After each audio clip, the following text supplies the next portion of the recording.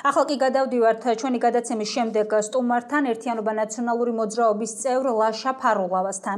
მოგესალმებით ბატონო ლაშა, მადლობა რომ დრო დაგვითმეთ და მონაწილეობას იღებთ ჩვენს გადაცემაში. მოგესალმებით, მივესალმებით თქვენს მაყურებელს. დავიწყოთ საუბარი ევროპის საბჭოს გენერალური მდივნის ვიზიტით საქართველოში. რა გზავნილები მივიღეთ აღნიშნული ვიზიტით? საინტერესოა და ასევე მნიშვნელოვანია, რომ ოპოზიციის ნაწილი ალენ ბერსეს არ შეხვდა. რას ფიქრობთ, რატომ?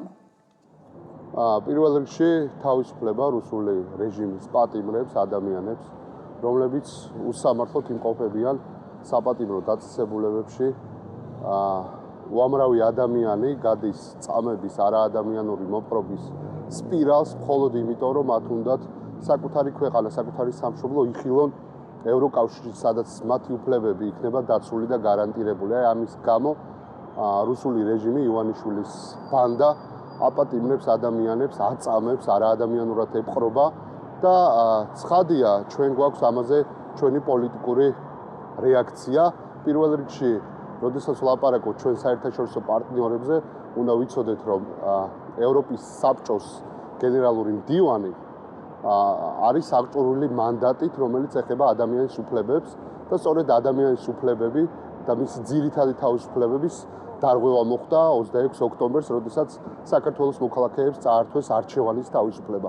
მათ უთხრეს, რომ ამ ქვეყანაში მათ არ აქვთ გარანტირებული დაცული უფლება გამოხატონ საკუთარი პოლიტიკური იდენტობა საარჩევნო უბანზე, საარჩევნო ყუთთან და ეს არის ყველაზე დიდი დარღვევა და ჩვენ კონკრეტული ფაქტები, მტკიცებულებები, რა თქმა უნდა, გვაქვს და ამასთან დაკავშირებით შესაბამის უწყებებს, მათ შორის საერთაშორისო პარტნიორებსაც უზიარებთ ევროპის საბჭოს საპარლამენტო ასამბლეის გენერალურ მდივანსაც ჩვენი წარმომადგენლები შეხვდნენ და გავცვალეთ ის ინფორმაცია, რომელიც ადასტურებს სწორედ იმ დარღვევებს, რომელთან დაკავშირებითაც მე ვსაუბრობ.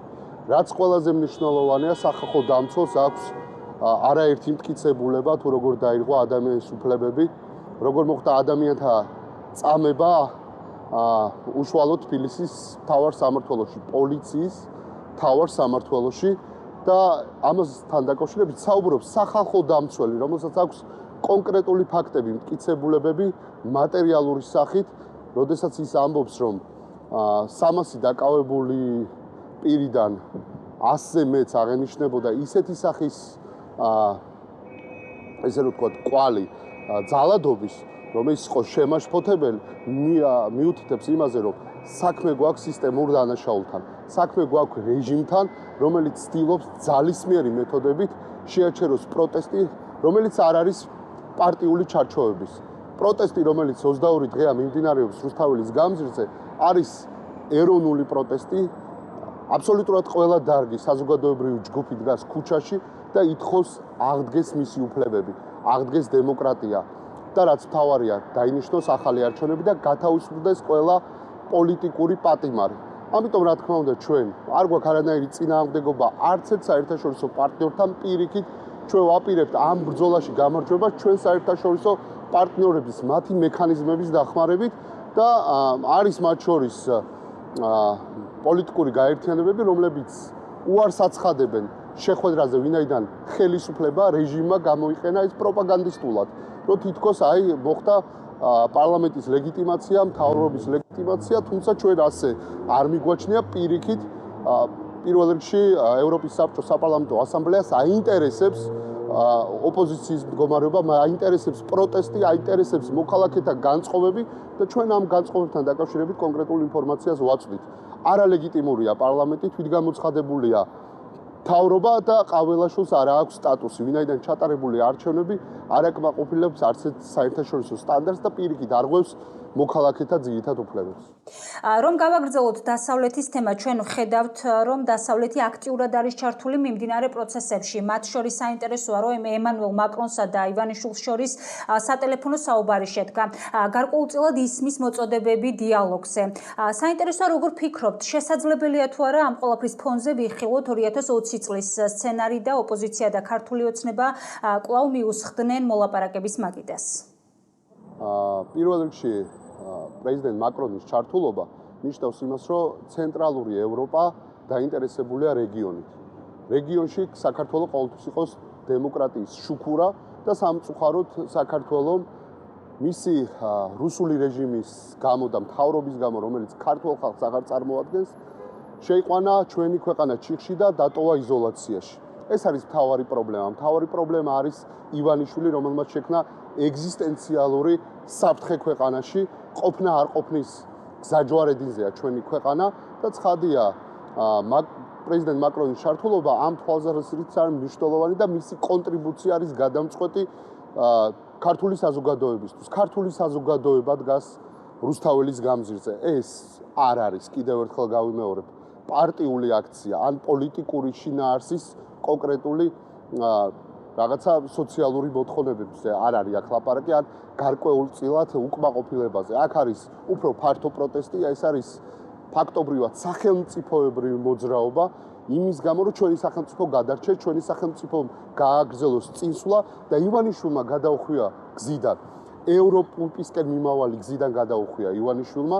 ივანიშვილი არის მთავარი შემაფერხებელი ფაქტორი გზაზე, რომელსაც მივყავდით ევროპისკენ, ამიტომ ჩვენ გზიდან უნდა ჩამოვიშოროთ ივანიშვილი, მისი რუსული რეჟიმი და რა ახასიათებს ამ რუსულ რეჟიმს? ახასიათებს კორუფცია, სამწუხაროდ თანამდებობებზე, ინფორმალურ თანამდებობებზეც არ იმყოფებიან პოლიტიკური თანამდებობის პირები. ეს ადამიანები არიან ივანიშვილის წარმომადგენლები, მათ სახალხო წარმომადგენლობას ვერ დავარქმევთ.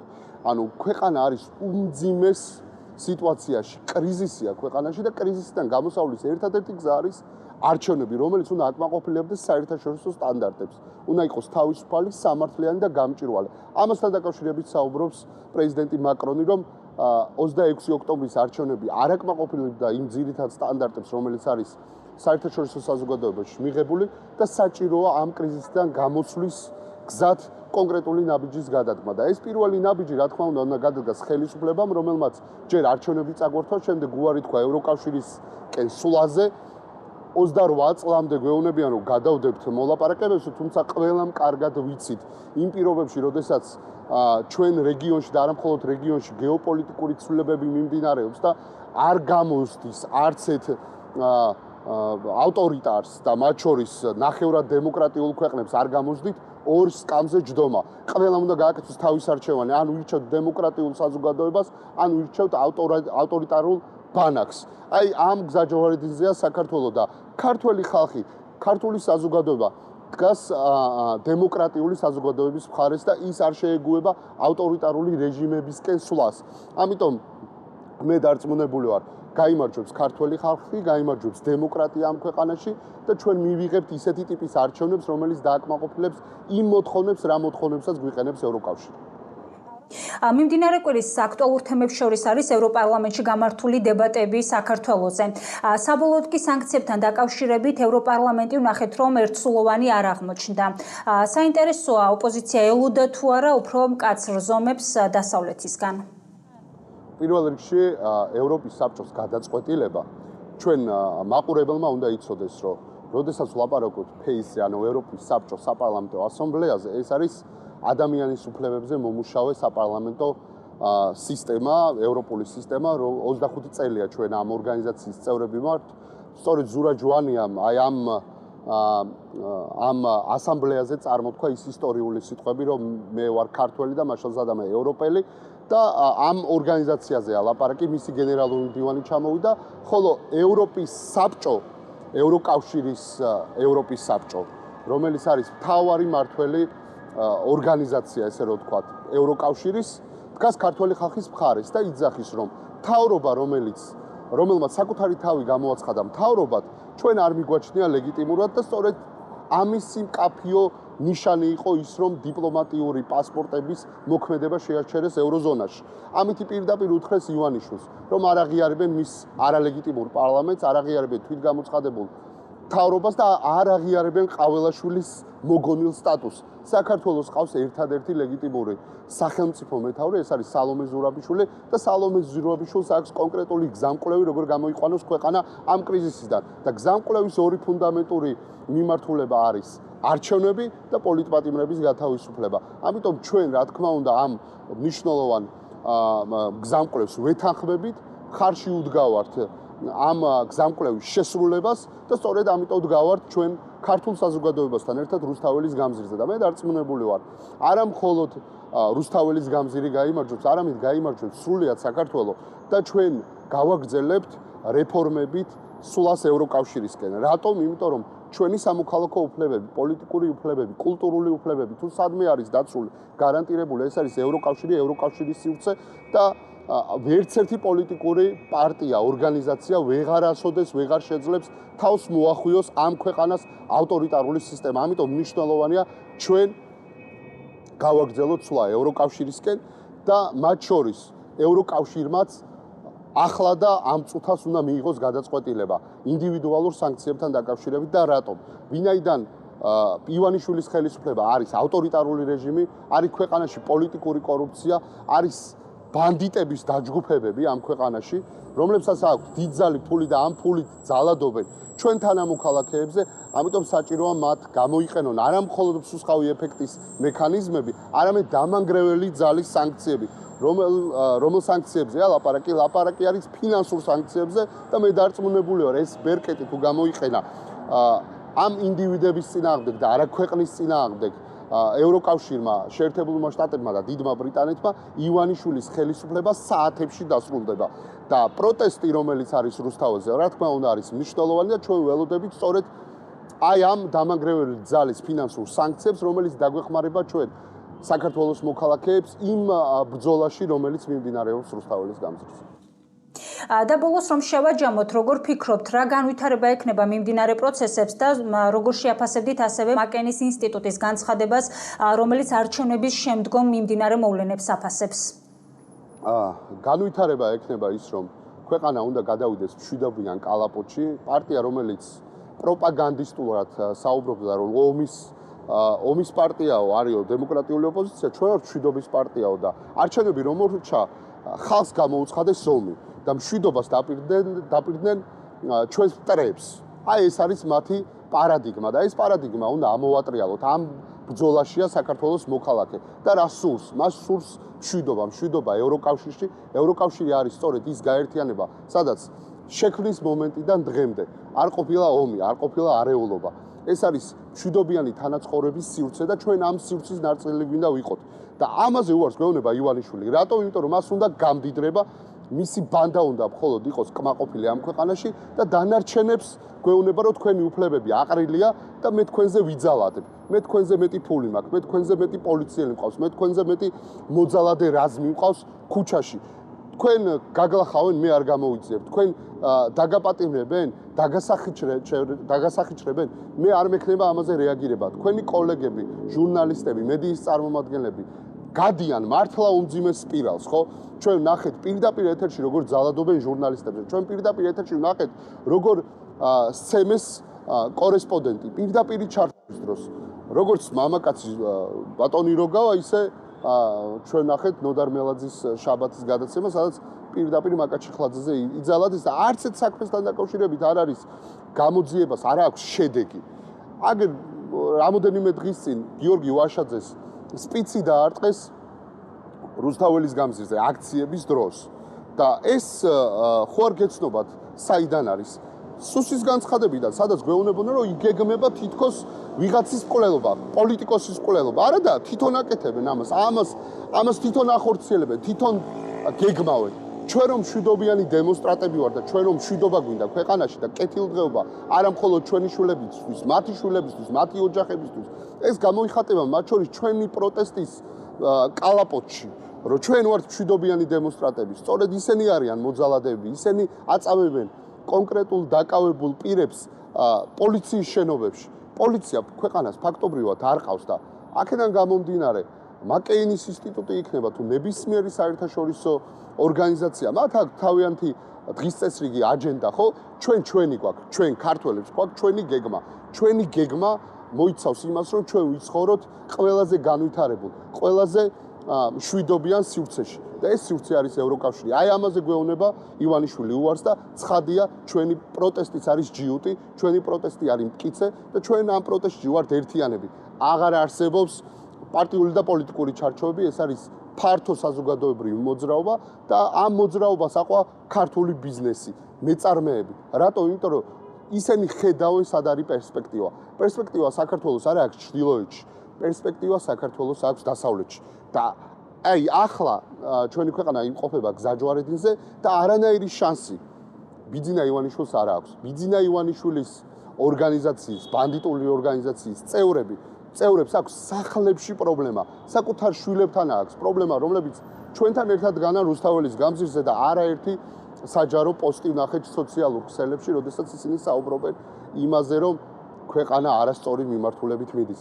ქვეყანა წყდება დასავლურ ორბიტას და აბსოლუტურად უსკულისკენ მიდის, იმიტომ რომ ჩრდილოეთში არანაირი განვითარება არ არის და მათ შორის ავტორიტარული ბანაკები არის წარსული.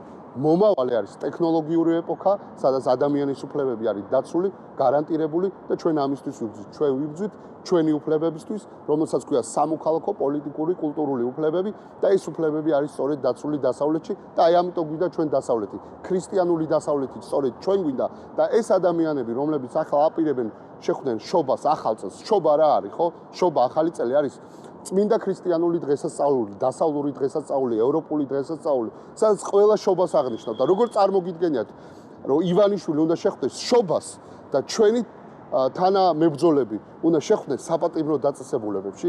ეს ხო არ არის ნორმალური. ეს არ არის ქრისტიანული ქვეყანა. ეს არის სწორედ ავტორიტარული ქვეყანა, როგორიც არის მაგალითად ირანი, ხო? უამრავი მოდელი არსებობს, სადაც არის ავტორიტარული რეჟიმები, რომლებიც ებრძვიან საკუთარ მოქალაქეებს და ივანიშვილი სწორედ აი ამ ზღვარზე არის, აი ამ მიჯნაზეა და ის ახლა არის უფსკულის წინაშე. ან მიიღებს გადაწყვეტილებას ერთადერთ სწორს და დანიშნავს ახალ არჩევნებს და ეს არჩევნები ახალი ადმინისტრაციის პირობებში, CSKO-ს ახალ ადმინისტრაციას გულისხმობს ჩატარდება, რომელიც ყველას მოთხოვნას დააკმაყოფილებს, ან ის გადაიქცეხება უფსკულში. ჩვენ არ გვინდა, არავინ არ გვემეტება უფსკულისკენ. პირველ რიგში, რა თქმა უნდა, თუ ის გააგრძელებს აი ამ დანაღმულ ველზე სიარულს, ჩვენი ქვეყანასაც დაეტყობა ეს. ჩვენ გვინდა ჩვენი ქვეყანა განვითარების გზაზე დავაყენოთ. არ გვიღირს და არ გვინდა, რომ ჩვენ ქვეყანას ქონდეს პრობლემა. ისინი პროპაგანდისტულად საუბრობენ, აი მაგალითად ირაკლი კობახიძე გვეუბნება, რომ მოდი დაჯექით, ვიდებატოთ. შეკაი დედმამიშვილო, შენ თუ დებატები გინდოდა, წინასაარჩევნო პერიოდში რატო თქვი თუ არის? რატომ არ დაჯექით, რატო არ ვიდებატეთ სოციალურ საკითხებზე, საბანკო ოლიგარქიაზე, იმ პრობლემებზე, რომელიც ჩვენ თანამოქალაქეებს აქვს, რატომ არ მოხვედით? იმიტომ რომ თქვენ გქონდათ პროპაგანდისტული ხაზი, საუბრობდით მშვიდობაზე და გინდოდათ ომი გამოგაცხადებინათ საკუთარი მოქალაქეებისთვის. ამიტომ ეხა არის ყველაფერი მკაფიო და ნათელი, არის ჭეშმარიტების მომენტი. არანაირი დებატები. ჩვენ ვითხოვთ ხელახალ არჩევნებს, ჩვენ ვითხოვთ ყველა დაპატიმრებულის გათავისუფლებას და წინასაარჩევნო პერიოდში, რომელიც აუცილებლად იქნება, მე გულისხმობ ხელახალ არჩევნებს და ხელახალ არჩევნებს ექნება მათ შორის წინასაარჩევნო პერიოდში, ჩვენ მზად ვართ ნებისმიერ საარჩევნო სუბიექტთან დავსხდეთ და ვისაუბროთ იმ პრობლემებზე, რომელიც ჩვენ თანამოქალაქეებს აწუხებთ. და რა თქმა უნდა, ყველაზე მნიშვნელოვანი, ჩვენ ყველა უნდა ვთანხმდებოდეთ, რომ ჩვენი ერთადერთი წარმატების გზა არის ევროპა, ევროკავშირი და ევროკავშირში ინტეგრაცია. ძალიან დიდი მადლობა კიდევ ერთხელ გადაცემაში მონაწილეობისთვის. მადლობა.